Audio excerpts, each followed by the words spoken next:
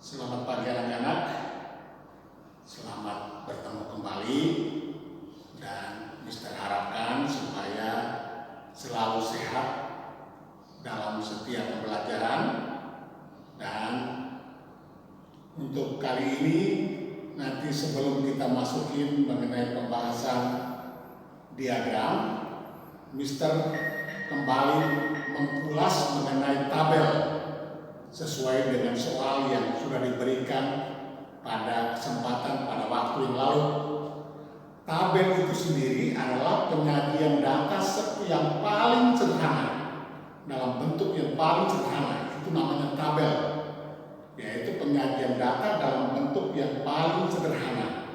Nah, di mana penyajian datanya ini, data itu sendiri adalah informasi mengenai suatu hal yang dikumpulkan atau yang diperoleh dari wawancara atau bisa juga dari penelitian. Nah, itu yang dikatakan untuk pengumpulan datanya, itu data sendiri. Dan data itu berupa informasi yang diperlukan. Informasi yang diperlukan dalam, yaitu pada saat pengumpulan data, yaitu dengan wawancara, percobaan atau penelitian, atau bisa juga dengan itu berupa angket dan sebagainya. Nah, Mister hanya menjelaskan kembali bahwa kalau dalam menyajikan atau dalam mengerjakan soal mengenai data, itu harus kalian perhatikan betul-betul, yaitu baca dan simak soalnya secara baik. Misalnya, Mister buatkan soal yang pertama yang waktu yang lalu, yaitu mengenai kelas yang paling banyak siswanya. Itu harus kalian kerjakan terbiasa dulu, A, B, C, D-nya itu seperti biasa. Lalu, jadi di sini A, B, C, D itu kan Mister tanyakan kelas mana yang paling sedikit jumlah siswanya. Kelas mana yang paling banyak jumlah siswanya? Kelas mana yang sama siswanya, jumlah siswanya? Nah, itu berarti itu kalian kerjakan dulu. Oh, kelas yang paling sedikit adalah kelas 4. Kelas yang paling banyak adalah kelas 5. Sedangkan kelas yang sama adalah kelas 3 dan kelas 6. Baru disajikan dalam bentuk gambar, yaitu dalam bukan gambarnya, dalam bentuk tabelnya. Lalu disajikan dalam bentuk tabelnya, buatkan tabelnya, yaitu kelas lalu jumlah siswanya. Baru kalian urutkan situ. Kelas 1 jumlah siswanya berapa, kelas 2 berapa, sampai dengan kelas 6. Nah, itu dalam bentuk penyajian tabelnya. Jadi jangan sampai itu kalian membuat tabelnya sendiri saja, kalian masih bingung, masih ragu. Ya, jadi itu diperhatikan baik. Kemudian mengurutkan itu tinggi badan dan berat badan. Pada waktu kalian mendapat datanya situ sudah tertulis itu ada tinggi badan itu dari terpendek sampai yang tertinggi. Tinggi badan anak yang terpendek sampai dengan yang tertinggi. Itu sudah dituliskan semua di situ, datanya sudah ada.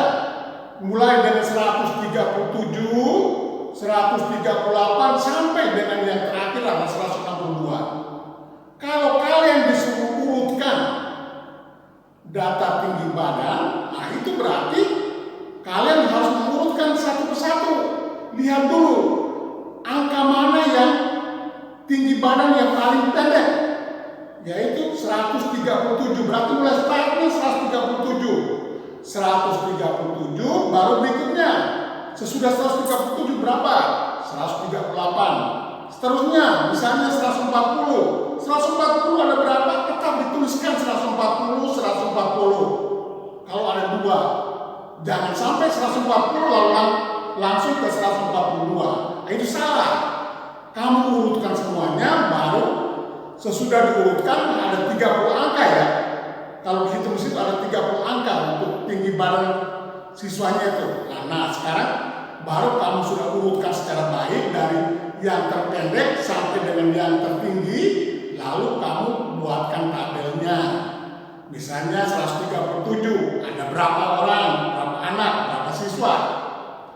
138 ada berapa, 140 ada berapa, itu baru kamu urutkan seperti itu.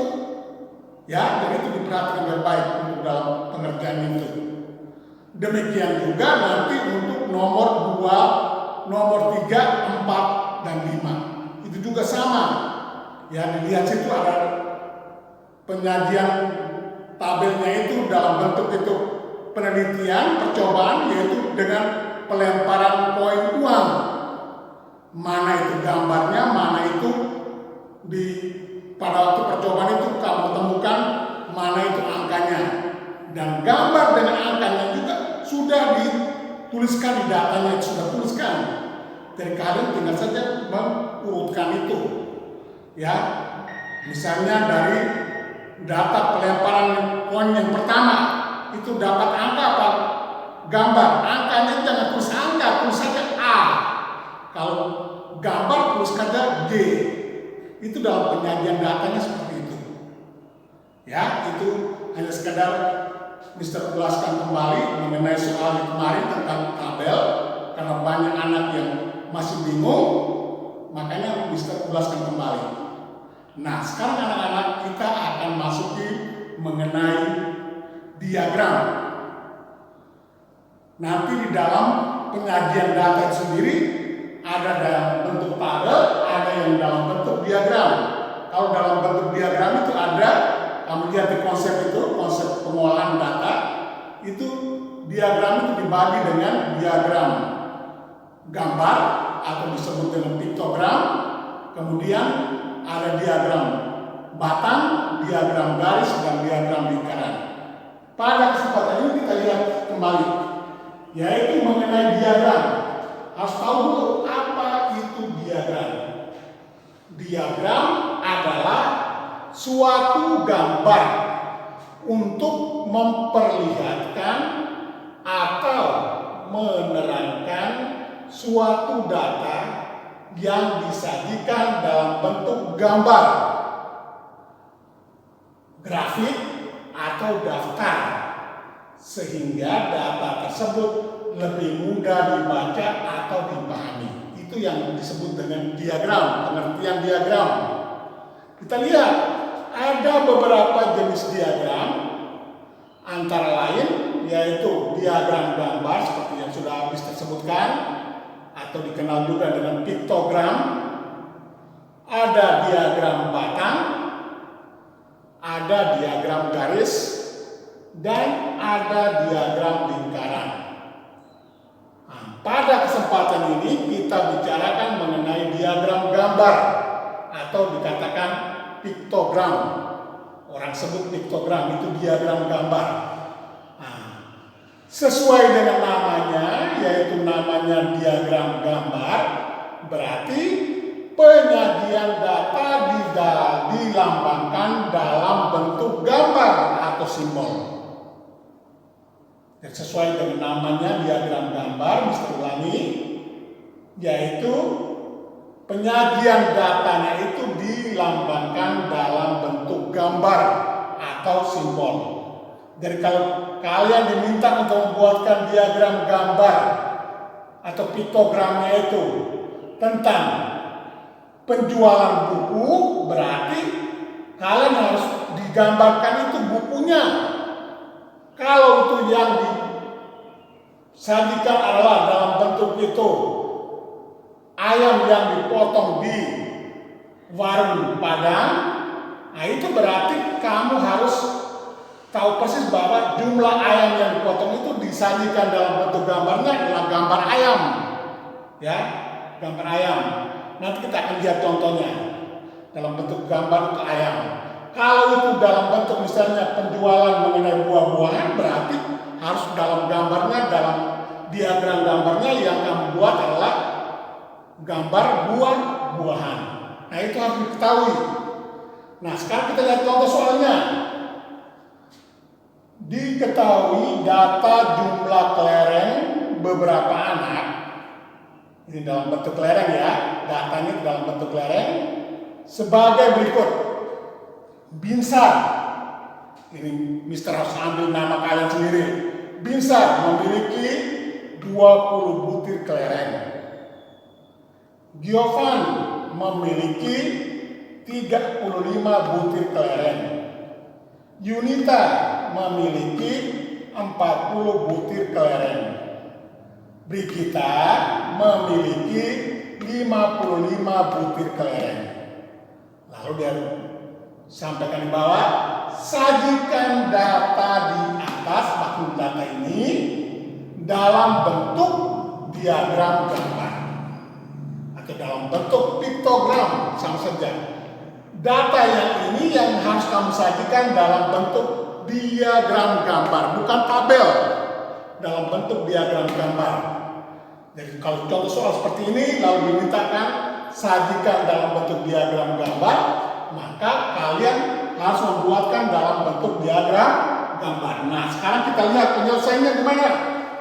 Nah, ini sudah Mister buatkan sini, contohnya itu kamu buatkan tabelnya seperti ini, lalu di kolom-kolomnya ini kamu buatkan gambarnya, yaitu bisa 20 butir kelereng kan. Di sini satu kotak ini adalah 10, berarti ini dua kotak ini menjadi 20, 10 dan 10. Jadi kamu harus gambarkan gambar kelerengnya. Jangan sampai itu di soalnya dinyatakan kelereng, tapi kamu gambar adalah buah, salah. Itu datanya salah.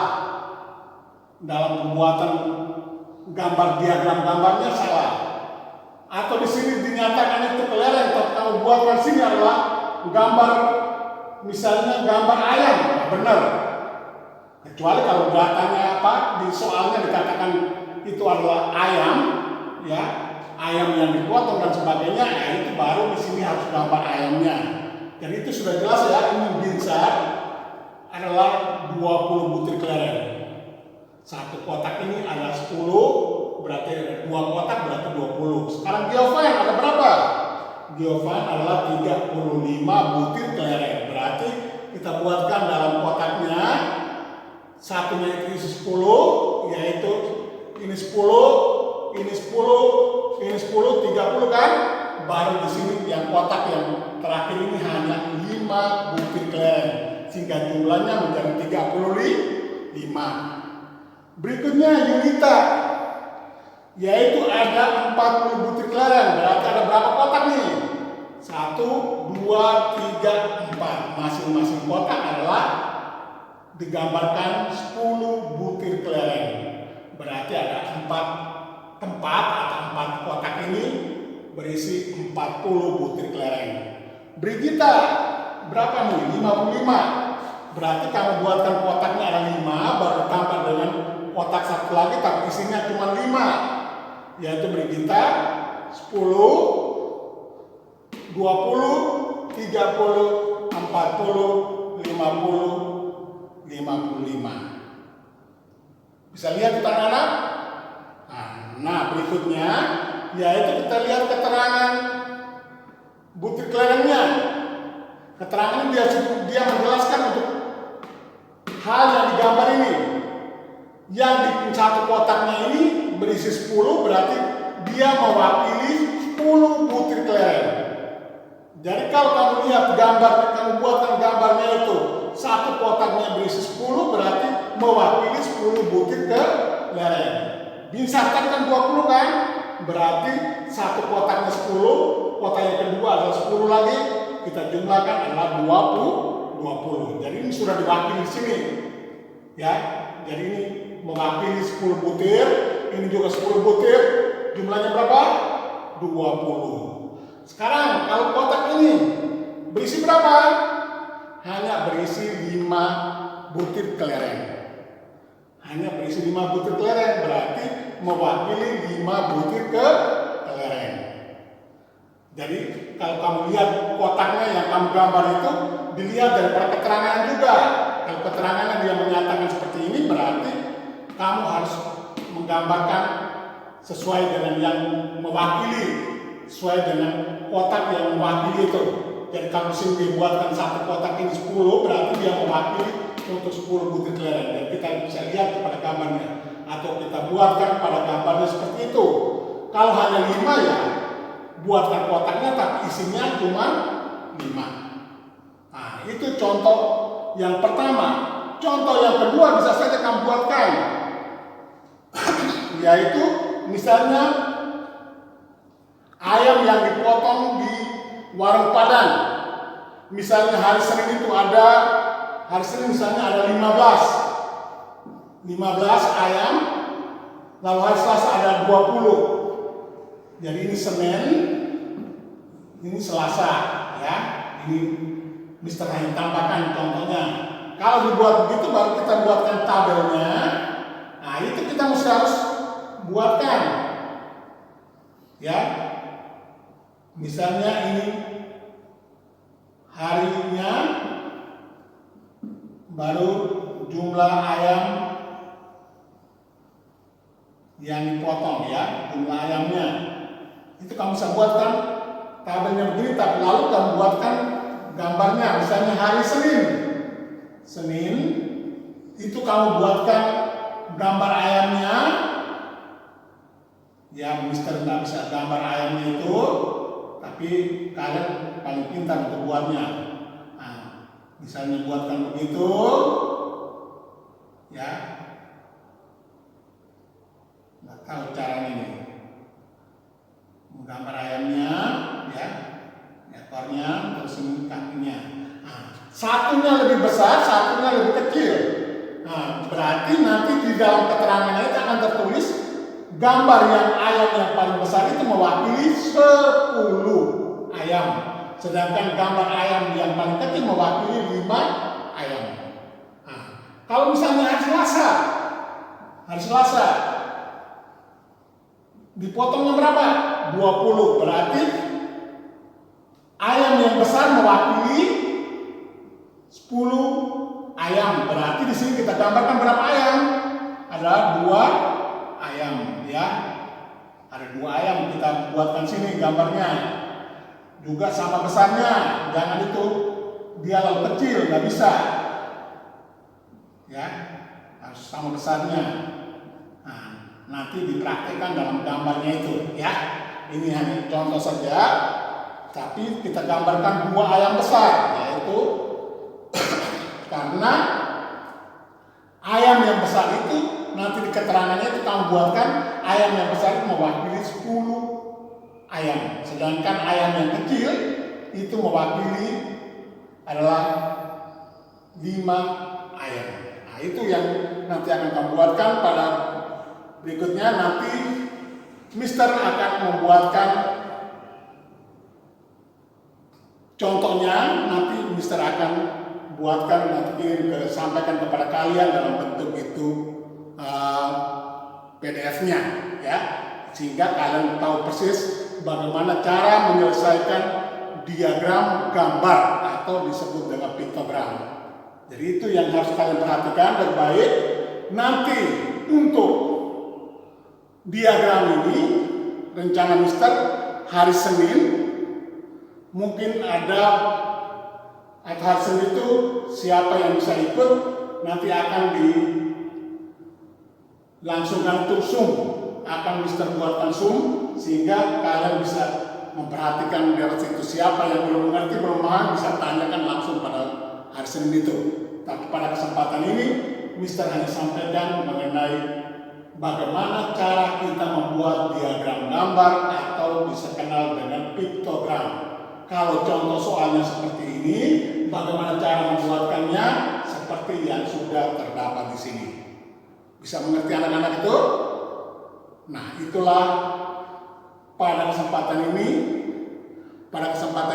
kita membahas mengenai diagram gambar atau piktogram. Pada kesempatan ini kita bicarakan mengenai diagram gambar. Mohon disimak secara baik. Terima kasih atas perhatiannya.